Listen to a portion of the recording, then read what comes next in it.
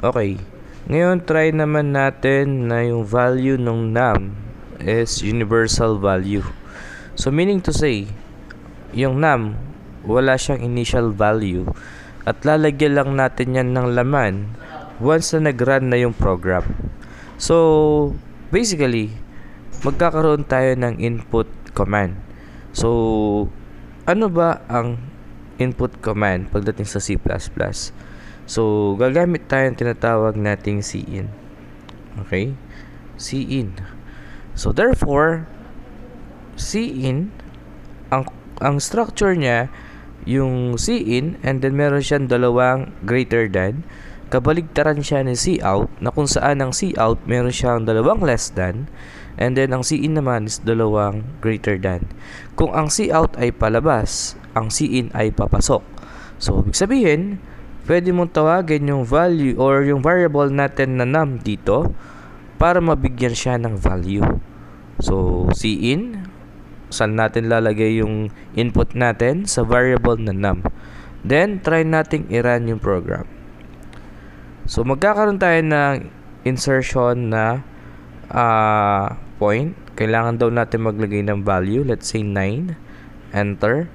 So, the value of the variable num is 9. But in this case of our output, hindi siya user-friendly. Bakit?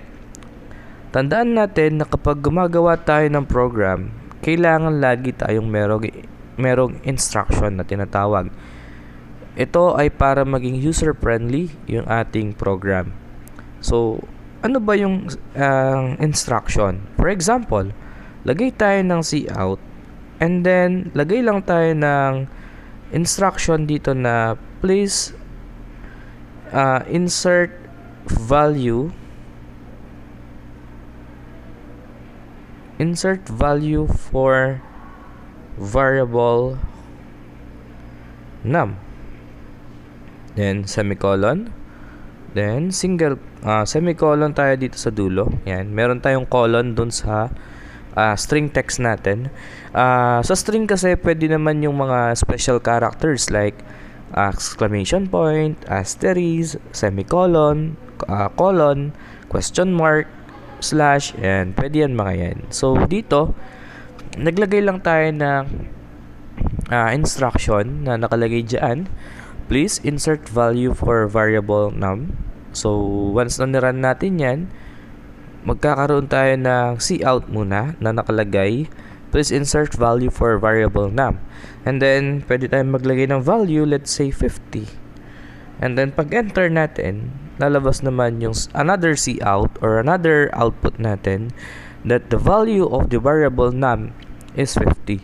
So, meaning to say, pwede na tayo mag-run at maglagay ng iba't ibang value dun sa variable na num. So, sumusunod dyan based dun sa value na gusto nating ilagay. Yan. Okay. Next. Gawa tayo ng isa pang variable. Okay.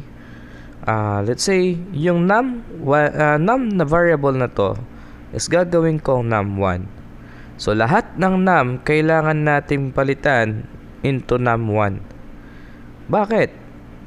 Okay, kasi magagawa pa tayo ng isa pang variable at tatawagin natin yun na num2. So, for example, dito, lagyan natin to ng num1 din, yung output natin. Then, try natin i-run. So, sabi dito, please insert value for variable num1. Let's say 12. Ayan. The value of the variable num1 is 12. So, lahat ng num natin napalitan na into num1. Tapos, gagawa pa tayo ng isa pang variable, yung num2. Just put a comma here for multiple declaration. So, pwede tayong gumawa ng multiple declarations or pwede tayong gumawa ng multiple variables in one declaration as long as para-pareho sila ng data type. Halimbawa, kung integer nang dineclare natin or ginamit natin na data type sa declaration, kung para-parehas naman sila na integer, pwede kang gumamit or mag-add pa ng ibang variable dun sa declaration na yon. Then, let's say, gawa pa tayo ng sum. Okay? So, we have here 3 variables, num1, num2, and sum, with a data type of integer. So, tatlo na yan. Ang gagawin na lang natin, gawa tayo ng panibagong cout after ng cin para makita natin yung difference. Okay. So, dito, ang ilalagay natin is place insert value for variable num2. So, kanina, si num1, ngayon naman, si num2. Yan. Ngayon, kung lalagyan naman natin yan ng laman, ang gagawin lang naman natin, magsisiin ulit tayo. Kung kanina ang siin natin papunta kay num1, ngayon ang siin natin papunta sa variable na num2. So, therefore, magkakaroon tayo ng value for num1, and then magkakaroon din tayo ng value for num2. Okay? So, try lang natin to lagyan ng space para magandang tignan. Okay. Yan. So, we have num1 and num2. So, once I run this program, syempre, yung num1 pa lang ang makikita natin. Check natin ha. So, for example, please insert value for num1. Let's say 10. Then, please insert value for num2. Let's say 8. Ang lalabas pa lang dyan, yung value pa lang ng variable na num1, which is 10. Wala pa yung variable num2. Bakit? Kasi di pa natin nilagyan ng output yung num2.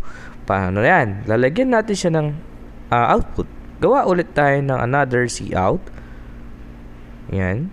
And then, lagay natin dito the value of the variable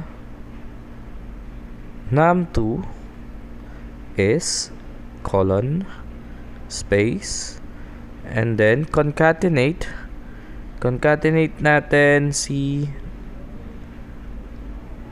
num2 then semicolon. So meron na tayong output for num2. So try natin yan i-run. So please insert value for variable num1, let's say 12 and 10. Please insert value for variable num2, 10. So the value of the variable num1 is 12, then the value of the variable num2 is 10. So meron tayong konting problem on our output. As you can see here, our output for the num2 is dumikit doon sa cout or doon sa display natin for the num1. So here, yan. The value of the value of the variable num1 is 12. So dapat dyan mag-enter yan dito. Tama? So di siya nag-enter kanina. So ibig sabihin, nagkaroon tayo ng problem dito sa part ng code natin. So paano natin yon ma-enter? Kasi once na nagra-run tayo, lagi yan didikit. Let's say 10 and 8. Lagi nakadikit yung pangalawang cout natin for num2. Dumikit ulit. Para naman, ito kasi is mga utility code or utility syntax na ginagamit para makapag new line tayo sa program. So, lagay lang kayo ulit ng panibagong double less than, then double quote. Sa loob ng double quote, just use backslash n. Backslash n simply use or is a syntax that is used to create a new line in order to enter the output. Ibig sabihin, pag nag-new line yan, yung susunod na output natin nasa baba na. Hindi siya didikit doon sa cout natin na nasa taas. So, once I run this program, ayan, 10, then 8, ayan, the value of the variable num1 is 10 and the value of the variable num2 is 8. Hindi na siya dumikit. So, yan ang kagandahan ng backslash n. So, nakakagawa tayo ng new line or nabababa natin yung mga susunod pa na text or susunod na mga output. Yan yung purpose nung backslash n. Ngayon, ang tatry natin, kailangan mapag-add natin yung dalawang number, yung 10 tsaka 8, or yung value ng num1 at value ng num2. So, we will create a process, okay, na kung saan gagawa tayo ng formula. Formula, actually, yan yung pinaka isa sa mga pinaka-fundamental na kailangan nyo malaman in terms of programming, yung creation of formula. Okay? Isa yan sa mga nakakatulong na magpataas ng logical thinking sa programming. So, tatawagin ko lang yung variable na sum. At yung variable na sum, simple lang ang gagawin niya. Okay?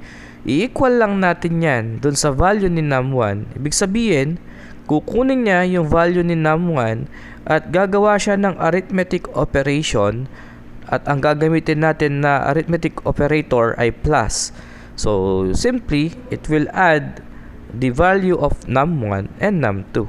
Ano ang magiging laman dyan ni sum? Kung anuman ang laman ni num1 at anuman ang laman ni num2 at pinag-add natin yung dalawa, yun yung magiging laman ni sum. Halimbawa, ang value ni num1 ay 10 at ang value ni num2 ay 8. So, therefore, pag pinag-add natin, that is 18. Ang value ngayon ni sum doon is 18. So, paano natin siya masisi out? So, lagay muna kayo dito sa taas ng double less than and double quote para ma-new line natin ulit yung next output. So, backslash n. That is new line. Therefore, gawa tayo ng isa pa na backslash n para dalawang enter yung gagawin natin or dalawang new line yung magagawa para hindi siya nakadikit doon sa output. So, gawa na tayo ngayon ng cout para sa sum. So, cout.